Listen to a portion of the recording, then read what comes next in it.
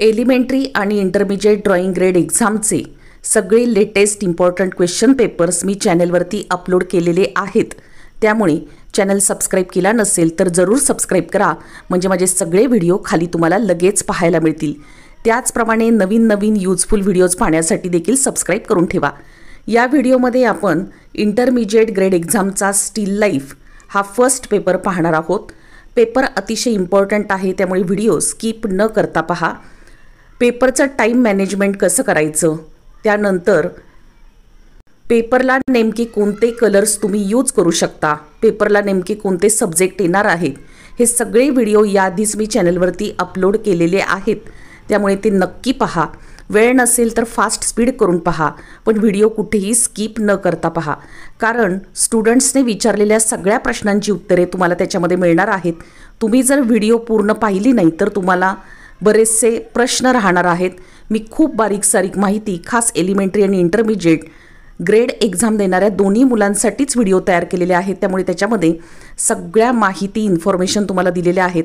भरपूर एक्झाम्पल्स दिले आहेत। माझे ज्या व्हिडिओ आहेत त्या तुम्ही पाहिल्यानंतर तुमच्या लक्षात येईल, तुम्हाला भरपूर एक्झाम्पल्स, आयडियाज, टाइम मॅनेजमेंट अशा सगळ्या गोष्टी तुम्हाला तिथे पाहायला मिळणार आहेत। त्यामुळे वेळ नसेल तरी फास्ट स्पीड करून व्हिडिओ शेवटपर्यंत पाहायची आहे। ही व्हिडिओ देखील अतिशय इम्पॉर्टंट आहे, त्यामुळे ही व्हिडिओ देखील शेवटपर्यंत पाहायची आहे। इंटरमिजिएट एक्झाम नंतर 10th स्टँडर्डला नेमके तुम्हाला किती एक्स्ट्रा मार्क्स वाढणार आहेत, नवीन नियम काय आले आहेत बोर्डचे, की तुम्हाला किती मार्क वाढणार आहेत, ABC ग्रेडला नेमके किती मार्क ते तुम्हाला देणार आहेत, mark SSC board English medium, Marathi medium यांना नेमके किती वाढणार आहेत, कशा पद्धतीने दिले जातात, याची डिटेल व्हिडिओ चॅनलवरती अपलोड केलेली आहे। त्यामध्ये देखील मी सगळ्या गोष्टी तुम्हाला सांगितल्या आहेत, त्या तुम्ही व्यवस्थित व्हिडिओ स्किप न करता ऐकायच्या आहेत, म्हणजे तुम्हाला इंटरमिजिएट नंतर तुम्हाला नेमके किती मार्क मिळणार आहेत हे लक्षात येईल। त्याचप्रमाणे इंटरमिजिएट एक्झामला A ग्रेड मिळवण्यासाठी देखील खूप महत्त्वाच्या टिप्स माझ्या व्हिडिओच्या माध्यमातून मी तुम्हाला दिलेल्या आहेत, त्यामुळे त्या नक्की चॅनलवरती जाऊन व्हिडिओजमध्ये जाऊन तुम्ही पाहू शकता। या व्हिडिओमध्ये आपण स्टील लाईफचा पेपर पाहणार आहोत। हा पेपर आहे तो 3 तासांचा आहे आणि कशा प्रकारे पेपर येतो, नेमके काय प्रश्न येणार आहेत ते मी तुम्हाला आत्ता सांगणार आहे। पेपर दाखवण्यापूर्वी काही महत्त्वाच्या गोष्टी मी तुम्हाला सांगते, की स्टील लाईफ म्हणजे स्थिरचित्र काढताना तुम्हाला थोडंसं स्वातंत्र्य दिलं जातं। समोर ज्या वस्तू मांडलेल्या आहेत त्याच्या कलर्समध्ये थोडासा बदल तुम्हाला करण्याचं स्वातंत्र्य असतं। म्हणजे पहा, मागे जे ड्रेपरी टाकलेली असते, कापड टाकलेलं असतं, किंवा वस्तूंच्या खाली जी ड्रेपरी किंवा कापड टाकलेलं असतं, याची प्रॅक्टिस, एखाद्या कलरच्या ड्रेपरीची प्रॅक्टिस तुम्ही घरीच करून जा, म्हणजे त्या पद्धतीने तुम्ही ते कापड कलरिंग तिथे गेल्यानंतर करू शकाल। म्हणजे तुमच्या लक्षात आलं असेल की मानवनिर्मित ज्या वस्तू आहेत त्याच्या रंगांमध्ये समजा उदाहरणार्थ बादली असू द्या, बकेट असू द्या, बाटली असू द्या, पुस्तक असू द्या, याच्या कलर्समध्ये तुम्हाला बदल करायचं स्वातंत्र्य आहे। फक्त ज्या निसर्गनिर्मित वस्तू आहेत, म्हणजे उदाहरणार्थ भोपळा ठेवलेला असू द्या, म्हणजे पंपकिन, त्यानंतर समजा ढोबळी मिरची, सिमला मिरची, वांगी, टोमॅटो, अशा प्रकारचे जर काही नैसर्गिक घटक तिथे ठेवले असतील तर तुम्हाला त्याच्या कलर्समध्ये बदल करता येत नाही, कारण ते मूळ कलर असतात, ते आपल्याला तेच द्यावे लागतात। तुमच्या जागेवरून ज्या अँगलवरून तुम्हाला ती वस्तू दिसणार आहे त्या अँगलप्रमाणे तुम्हाला ती वस्तू काढायची आहे। प्रत्येकाला वेगवेगळ्या अँगलने ते जे समोरच्या वस्तू मांडलेल्या आहेत त्या दिसणार आहेत, त्यामुळे प्रत्येकाचं चित्र किंवा ड्रॉइंग हे वेगळं येणार आहे। एलिमेंटरी एक्झाममध्ये ऑब्जेक्ट ड्रॉइंग म्हणजेच वस्तुचित्रामध्ये खूप कमी वस्तू होत्या, त्यामुळे तुम्हाला मोठ्या आकाराच्या वस्तू तिथे काढता आल्या ड्रॉइंग पेपरवर। परंतु स्थिरचित्र म्हणजे स्टील लाईफमध्ये जरा वस्तूंची संख्या जास्त असणार आहे, 5 ते 7 अशा वस्तू तिथे ठेवलेल्या असणार आहेत, त्यामुळे त्या मानाने या वस्तूंची आकार जे आहेत ते थोडेसे कमी आकाराचे तुम्हाला काढावे लागणार आहेत, म्हणजे संपूर्ण वस्तू तुमच्या ड्रॉइंग पेपरवर मावणार आहेत किंवा बसणार आहेत व्यवस्थित। त्याचप्रमाणे ड्रॉइंगचा जो पेपर आहे, एक्झामचा ड्रॉइंगचा जो पेपर आहे, ॲन्सर शीट आहे, ड्रॉइंग कागद आहे, तो तुम्हाला तुमच्या एक्झामच्या सेंटरवरतीच मिळणार आहे। जाताना तुम्ही तुमचं ड्रॉइंगचं सगळं मटेरियल व्यवस्थित घेऊन जायचं आहे। तुम्ही जाताना कोणतं मटेरियल घेऊन जाणं गरजेचं आहे याची देखील चॅनलवरती व्हिडिओ अपलोड आहे, त्यामुळेच व्हिडिओ सगळ्या पाहून घ्या। परीक्षेला जाण्यापूर्वी जर तुम्हाला व्हिडिओ पाहिल्या तुम्ही तर तुम्हाला A ग्रेड निश्चित पडणार आहे, कारण खूप बारीक सारी गोष्टी ज्या कोणीही व्हिडिओमध्ये सांगितलेल्या नाहीत, अशा प्रकारे मी सगळा बारकाईने अभ्यास करून त्या व्हिडिओच्या माध्यमातून तुमच्यापर्यंत पोहोचवलेले आहेत।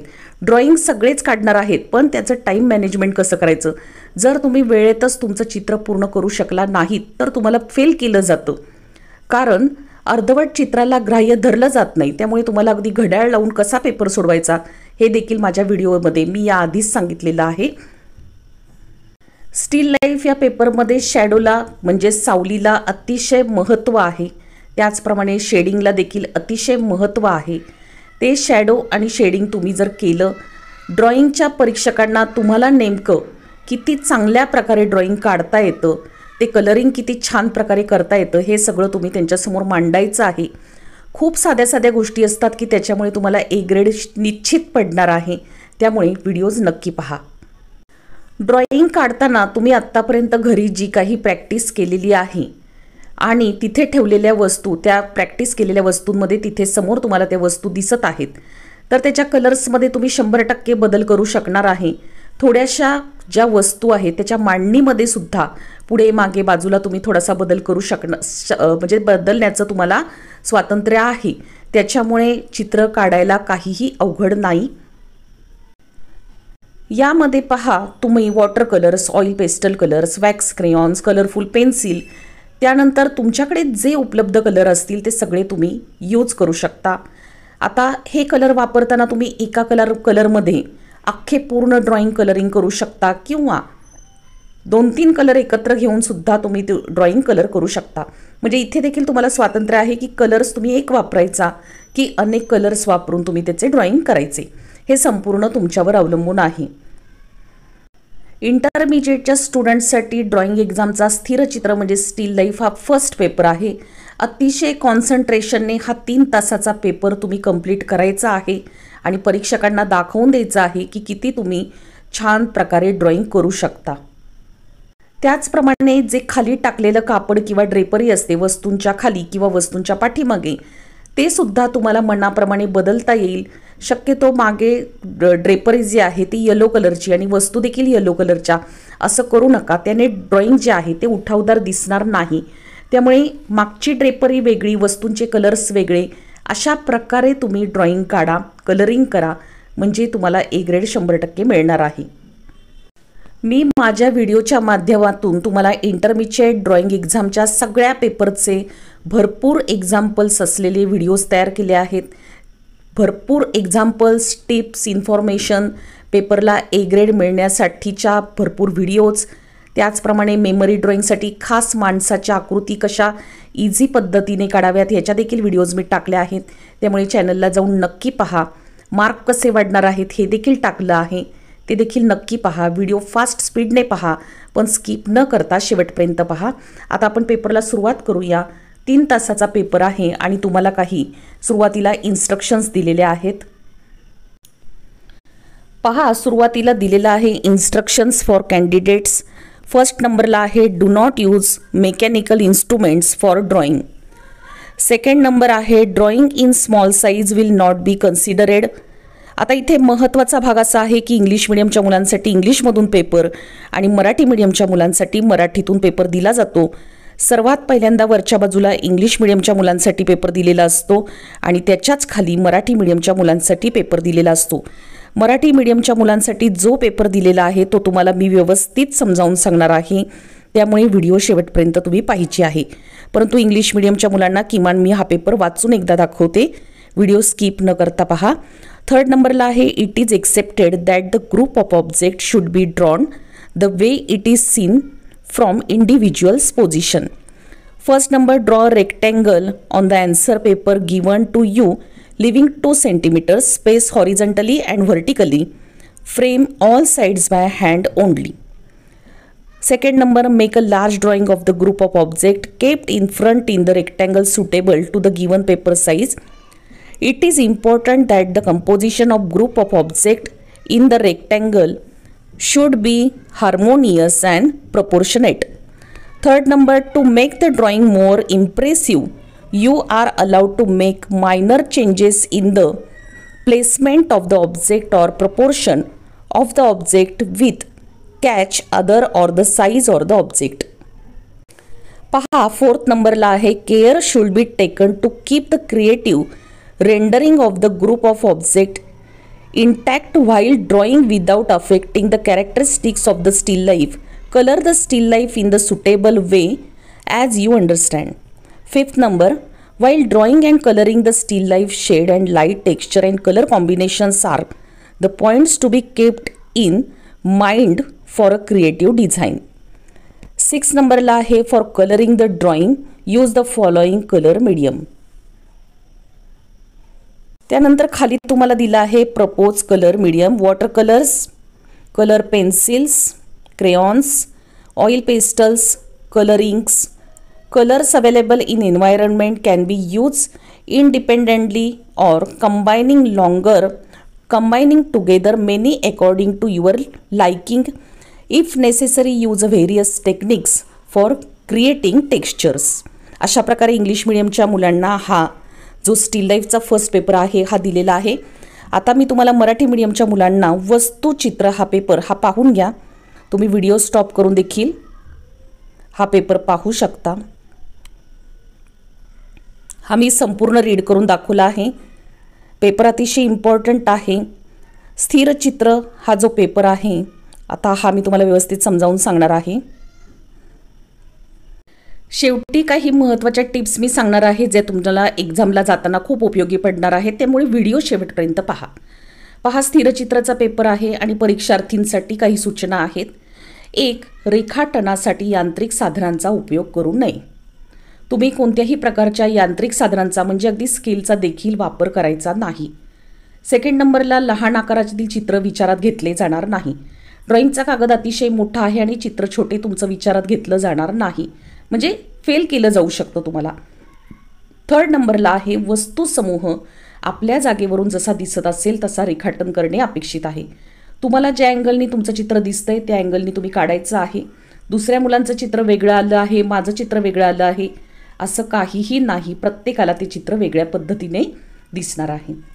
1st नंबरला तुम्हास देण्यात आलेला उत्तरपत्रिकेचा कागद गरजेनुसार उभा किंवा आडवा धरून त्या कागदाच्या सर्व बाजूंनी कडेपासून सुमारे 2 सेंटीमीटर जागा सोडून हातानेच एक आयत काढा. तुम्हाला ॲन्सर शीट तिथे ड्रॉइंग एक्झाम सेंटरवरती दिल्यानंतर 2 सेंटीमीटर कागदाला जागा सोडून तुम्ही हातानेच पट्टीचा उपयोग न करता कागदाच्या सगळ्या बाजूंनी कडेपासून रेषा मारून घ्यायच्या आहेत. आता ह्या रेषांची प्रॅक्टिस देखील घरी थोडीशी करून जा, नाहीतर काही मुलांना तिथं गेल्यानंतर रेषाच मारता येत नाहीत. 2nd नंबरला त्या आयतामध्ये दिलेल्या कागदाच्या आकाराला शोभून दिसेल एवढ्या मोठ्या आकारात तुमच्या समोर ठेवलेल्या वस्तुसमूहाचे सुसंगत व प्रमाणबद्ध संयोजन करा. त्या कागदाच्या आकाराला शोभेल इतक्या मोठ्या आकाराच्या वस्तू तुम्ही काढायच्या आहेत, छान काढायच्या आहेत. तुमचे चित्र 3 नंबरला तुमचे चित्र अधिक आकर्षक करण्याच्या दृष्टीने त्या वस्तुसमूहाच्या मांडणीत किंवा वस्तूच्या परस्परांशी असलेल्या प्रमाणात आकारमानात किरकोळ स्वरूपाचे बदल करता येतील. वस्तू ज्या मांडलेल्या आहेत त्या पुढे मागे थोड्याशा हलवून तुम्ही तुमच्या पद्धतीने तुमच्या मनाप्रमाणे तुम्ही चित्राची मांडणी बदलू शकता आणि किरकोळ स्वरूपाचे थोडेसे बदल करून तुम्ही ते चित्र काढू शकता. 4th नंबरला वस्तू समूहाचे सृजनात्मक चित्रण करताना स्थिर चित्राचे वैशिष्ट्यपूर्ण स्वरूप मात्र कायम राहील अशी काळजी घेतली पाहिजे. स्थिर चित्राचे रंगकाम योग्य पद्धतीने तुम्हाला जसे जाणवत असेल तसे करा. तुम्हाला जसे हवे तसे कलरिंग करायचं आहे मगाशी सांगितल्याप्रमाणे, आणि अतिशय वैशिष्ट्यपूर्ण चित्र शॅडो क्रिएट करून शेडिंग क्रिएट करून तुम्ही ते करायचं आहे. 5th नंबरला स्थिर चित्राचे रेखांकन व रंगकाम करताना छाया, प्रकाश व पोत, रंगसंगती या बाबींकडे लक्ष देऊन सौंदर्य निर्मिती प्रमुख उद्दिष्ट असावे. चित्र अतिशय खुलून दिसण्यासाठी कलरिंग तर छान करायचंच आहे, त्याबरोबरच शेडिंग आणि शॅडो देखील व्यवस्थित क्रिएट करून ते चित्र जिवंत असल्यासारखं वाटलं पाहिजे अशा पद्धतीने तुम्ही त्याचं कलरिंग करायचं आहे. हा पेपर जो आहे तो फार महत्त्वाचा पेपर आहे. इंटरमिजिएटला A ग्रेड मिळवणं तसं सोपं नसतं. तुम्ही खूप बारीक नियोजन करून टाईम मॅनेजमेंट करून पेपर सोडवायचा आहे. माझ्या व्हिडिओजमधून तुम्हाला भरपूर उदाहरणं दिलेली आहेत, ती पाहायची आहेत. चित्राचा रंगकामासाठी खालील सूचित रंग माध्यमांचा उपयोग करता येईल. मगाशीच वरती सांगितल्याप्रमाणे की जे वॉटर कलर्स आहेत, colourful pencils, wax crayon, oil pastels, वेगवेगळ्या रंगातील शाई, उपलब्ध परिसरातील तुमच्याकडे असणारे जे काही उपलब्ध कलर आहेत त्याचा एक स्वतंत्रपणे म्हणजे एकाच कलर घेऊन उपयोग करता येईल किंवा अनेक कलरचा सुद्धा एका वेळीला तुमच्या आवडीनुसार उपयोग करता येईल. आणि आवश्यकता तुम्हाला वाटली तर पोतनिर्मिती तंत्र वापरून सुद्धा तुम्हाला ते ड्रॉइंग जे आहे ते कंप्लीट करता येईल. आता मी महत्त्वाची टिप तुम्हाला जी देणार होते ती तुम्हाला अशी देणार आहे की एक्झाम सेंटरवरती गेल्यानंतर तुम्हाला अचानक कळणार आहे की ड्रॉइंगचा जो पेपर आहे, ॲन्सर शीट आहे, ड्रॉइंग पेपर आहे, तो खूप मोठा आहे आणि तुमचं रेग्युलर पॅड आहे ते खूप छोटं आहे. त्यामुळे तुम्ही जातानाच तुमचं जे पॅड आहे ते ड्रॉइंग पेपरसाठीचं मोठं पॅड घेऊन जायचं आहे. ही खूप महत्त्वाची टीप आहे. आणि 2 नंबरची ही महत्त्वाची टीप आहे की तुम्ही वॉटर कलरच्या 2 एक्स्ट्रा बॉटल्स व्हाईट कलरच्या घेऊन जायच्या आहेत. कारण कलर मिक्सिंगसाठी व्हाईट कलर तुम्हाला मोठ्या प्रमाणावर लागणार आहे. त्यामुळे 2 एक्स्ट्रा बॉटल्स ह्या तुम्ही ड्रॉइंग मटेरियलच्या दुकानातून आधीच विकत आणून तुमच्या सॅकमध्ये भरून ठेवायच्या आहेत. त्यानंतर ड्रॉइंगला जाताना काहीही तुमचं घरात विसरू नये यासाठीची व्हिडिओ मी चॅनलवरती अपलोड केली आहे. हॉल तिकीट तुम्ही जर घेऊन गेला नाही तर सेंटरवरती बसू दिलं जात नाही. त्यामुळे हॉल तिकीट आठवणीने घेऊन जायचं आहे. एक झेरॉक्स त्याची घरात काढून ठेवायची आहे. आणि जर तुम्हाला स्कूल आय कार्ड मिळालं असेल तर ते देखील तुम्ही एक्झाम सेंटरवरती घेऊन जायचं आहे. अशा टिप्स मला तुम्हाला सांगायच्या होत्या. या टिप्स खूप साध्या पण महत्त्वाच्या आहेत की तिथं अडचणी येऊ नयेत यासाठी सांगितलेल्या आहेत. मी अशाच प्रकारचे सगळे पेपर्स टाकलेले आहेत. आता या पेपरमध्ये नेमकं तुम्हाला समोर काय मांडलेलं असणार आहे ते मी तुम्हाला सांगते. पहा, आता एक्झामला नेमके कोणते सब्जेक्ट तुम्हाला येणार आहेत ते पहा. तुम्हाला एखादी बादली, त्यातून कापड बाहेर आलेलं, खाली एखादी ड्रेपरी टाकलेली आहे, पाठीमागच्या साईडला देखील एक रंगीत ड्रेपरी लावलेली आहे, अशा प्रकारे दिलं जाईल. त्याचप्रमाणे समोर नारळ किंवा भोपळा ठेवला जाईल, एखादा झाडू किंवा टोपली ठेवली जाईल आणि ॲपल किंवा बनाना ह्यापैकी एखादं ठेवलं जाईल. अशा प्रकारे तुम्हाला ड्रॉइंग एक्झामला येणार आहे. तेव्हा याची प्रॅक्टिस करून जा. अतिशय इम्पॉर्टंट पेपर आहे आणि माझे सगळे व्हिडिओ याच प्रकारे खूप इम्पॉर्टंट केलेले आहेत. तुम्हाला इम्पॉर्टंट क्वेश्चन पेपर्स चॅनलवरती पाहायला मिळणार आहेत. ते नक्की पहा. व्हिडिओ जर तुम्हाला आवडली असेल तर लाईक करा. लाईकबरोबर खाली हाईपचं बटन असतं ते देखील दाबा. त्यांनी देखील मला लाईकच मिळणार आहे. आणि शेअर करा व्हिडिओ. धन्यवाद.